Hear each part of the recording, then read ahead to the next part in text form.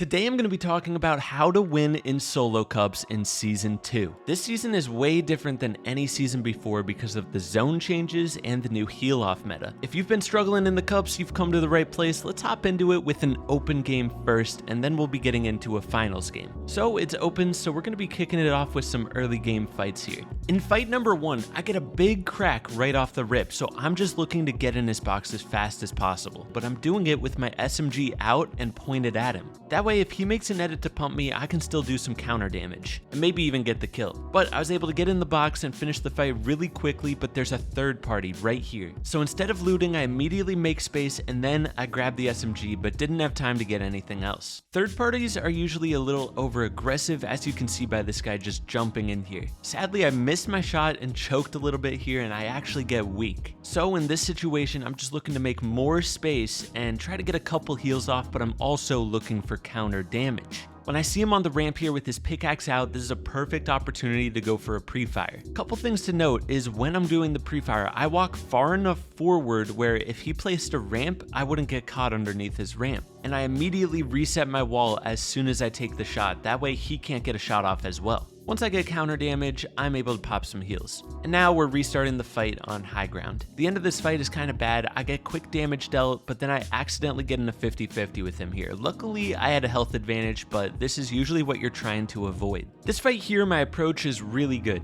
I get a health advantage with a quick fry, but I'm being very cautious pressuring forward. I'm trying to spray him so he can't get heals off, but I'm also really avoiding taking counter damage. When I push up and start pressuring from above, notice how I block every possible angle he has to take counter damage shots. For example, I place cones to the side so he can't side jump, I place walls so he can't edit up. I'm taking every single precaution, which is very important, but I'm also making sure I don't just play defense, I'm also playing offense. When he mantles up here, I immediately go for a quick right hand peek, get that health advantage, and then I'm just cycling in to finish the fight. He's literally 1 HP. So at this point, we're going into the end game, but you can see by my loadout, I'm honestly not super set up to win here. I have the game time perk, which is pizza and splash, so that's really good, but I only have 3 flops. You typically want to try to go into endgame with 2 or 3 full sets of white heals. This means slurp juice, floppers, chug splashes, med mist. You want to go into endgame with as much as possible. You'll see later in finals it's a bit more important. This is just the opens.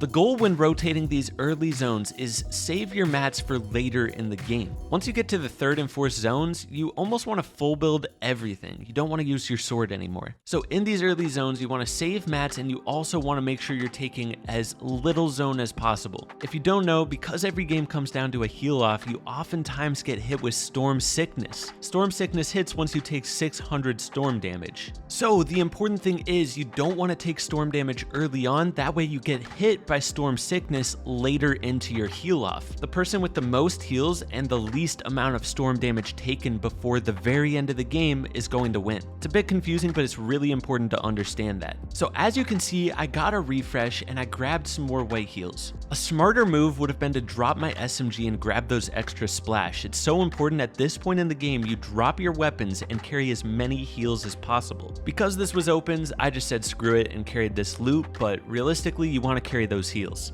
So at this point in the game, I got a good refresh. I have enough mats to pretty much tarp the rest of this zone. But you want to make sure you're being conservative with your mats. You don't want to overbuild. At this point, it really comes down to just blocking your angles, blocking your back tarp, making sure nobody's getting in on you, and then playing your heals and seeing if you have enough heals to win. There's somebody a layer up from me here, and I'm not scared to fight him. I'm healthy, I have good weapons. So while I'm tarping this last zone, I am peeking at him, seeing if he's going to edit through, maybe drop him in my box. But all in all, I never actually got that look. So I just kept on tarping to the zone, making sure I'm not taking any storm damage. And that's the key to me winning this game. Once it actually comes down to heal off, funny enough, you actually need to pop your heals in a certain order. You want to use your slower heals first and your fast heals later. So floppers and splash, save those for the very end. Reason is they heal faster than storm sickness, so it's so crucial to save those until you have storm sickness. I know I'm talking a lot, but I hope you're absorbing all this because this is all key information to winning in solos this season.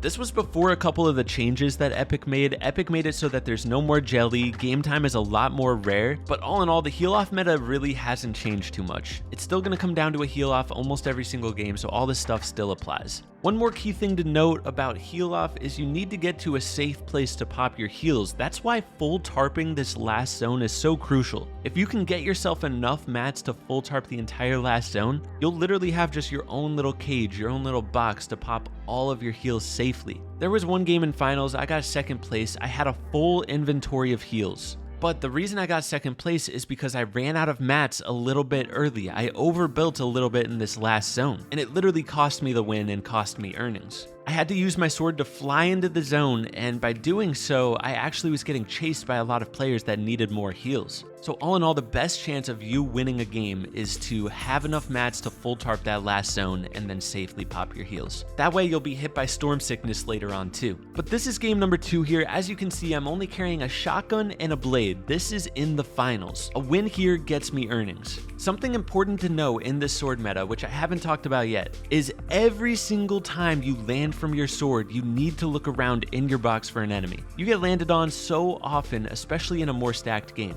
The person who's the most aware and immediately is ready to take a 50-50 when landing from a sword is usually going to win. There are little ways to lessen the chance of somebody landing in your box off a sword, but it's really confusing. I'm gonna try to explain it here. Right here, when I'm landing from this sword, I'm just landing like on top of somebody's builds, on a platform. If somebody was following my flight path, they would just fall right into my box, land on my floor with me. But in a situation like this, where I'm sorting and I'm connecting to builds, dropping a few layers, and then making a box, there's a less chance of somebody landing in my box here because usually people just try to land on top of an already built tarp. But if you create your own layer, fall a little bit extra, it's less likely somebody's gonna land on you. It's kind of hard to explain why, but I've never had somebody actually land in my box when I do this. You're not always gonna be able to do that though, so for the most part, anytime you land, just be instantly ready for the 50-50. Now to win a finals game, you're typically going to need one refresh. It can be anywhere from the 2nd to the 4th zone. If you can get one refresh, you almost guarantee yourself the win if you have game time as well.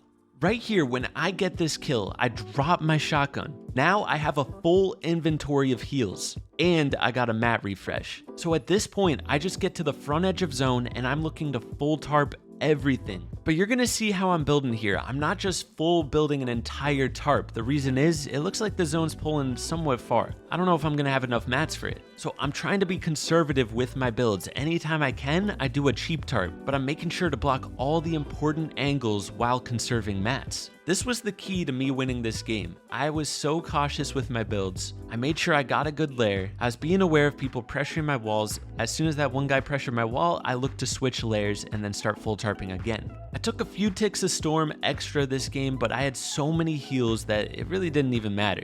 As you can see at the end here, the first thing I do when you have juice is you pop juice. That's the first heal you want to pop. And then I go on to my pizza and I save all those fast heals for the end, like I said earlier. But yeah, guys, hopefully this helps you out with winning in solos. I know this was kind of like a scatterbrained video, but there's lots of good stuff to absorb here if you didn't already know it. I'm going to try to get more tutorials out soon. It's been hectic with Ken being here in the vlogs, but I'll do my best to get some out, so stay tuned. I'll catch you in the next one. Peace.